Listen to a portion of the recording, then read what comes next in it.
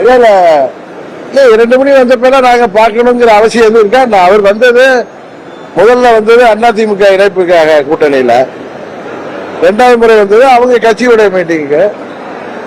நாங்கள் விருப்பப்பட்டால் அவரை உறுதியாக சந்திப்போம். அதுபோல அவரும் விருப்பப்பட்டால் என்டிஏ கூட்டணியில் உள்ள கட்சிகளை சந்திப்பார். இல்ல நீங்க சந்திக்கல கேட்கறதுனால இன்னும் ஒரு பெரிய மாற்றம் வரப்போறதில்லை. மோடி அவர்களை பிரதமராக்கணுங்கிற ஒரே நோக்கத்தோடு 3வது முறை அவர் பிரதமராக இந்தியாவிற்கு வருவதன் மூலம்தான் நாட்டின் பாதுகாப்புக்கும் வளர்ச்சிக்கும் சிறந்ததாக இருக்க முடியும் என்கிற எண்ணத்தில் நாங்கள் அந்த கூட்டணியில இணைந்திருக்கின்றோம்.